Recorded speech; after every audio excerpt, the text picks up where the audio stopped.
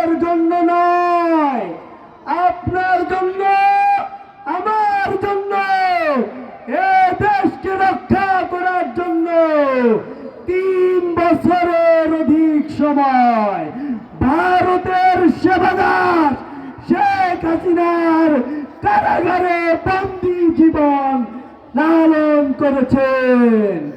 যিনি দমে যান নাই, কারাগার থেকে এসে আবারও কোটার ডাক দিয়েছেন।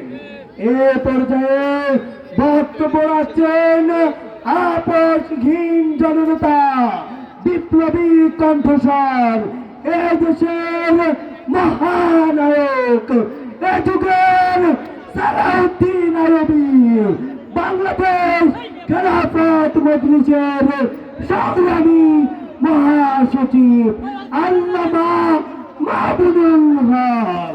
বক্তব্য রাখছেন জননেতা আল্লামা মামুনুল হক। নারায়ে তাকবীর।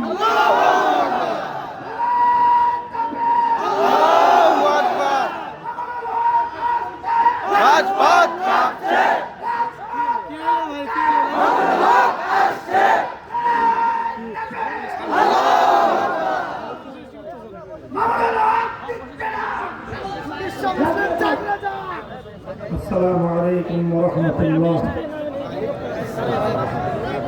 الحمد لله والصلاة والسلام على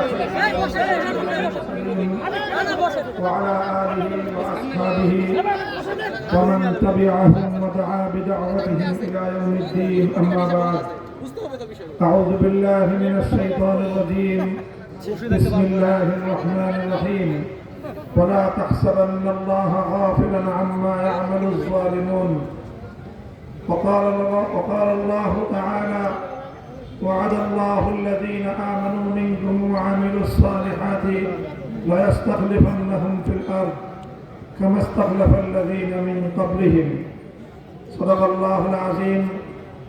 বাংলাদেশ খেলাফত মজলিস ঠাকুরগাঁও জেলা শাখা কর্তৃক আয়োজিত আজকের এই গণসমাবেশে উপস্থিত সংগ্রামী সভাপতি, উপস্থিত বাংলাদেশ খেলাফত মজলিসের কেন্দ্রীয় ও জেলা নেতৃবৃন্দ, সহযোগী সংগঠন সমূহের নেতৃবৃন্দ, বিভিন্ন থানা ও ইউনিয়ন ওয়ার্ড পর্যায় থেকে সমবেত সংগঠনের নেতা কর্মী, তৌহিদি জনতা ও ঠাকুরগাঁও জেলার সর্বস্তরের এলাকাবাসী, আমি সর্বপ্রথম মহান আল্লাহ রাব্বুল আলামিনের দরবারে শুকরিয়া আদায় করছি, যিনি বাংলাদেশের মানুষের বুকের উপর থেকে জগদ্দল পাথরের ন্যায় চেপে বসা সময়ের স্বৈরশাসক, যুগের নব্য ফেরাউন জালিম শাহী শেখ হাসিনাকে অপসারণ করে দিয়ে এদেশের মানুষ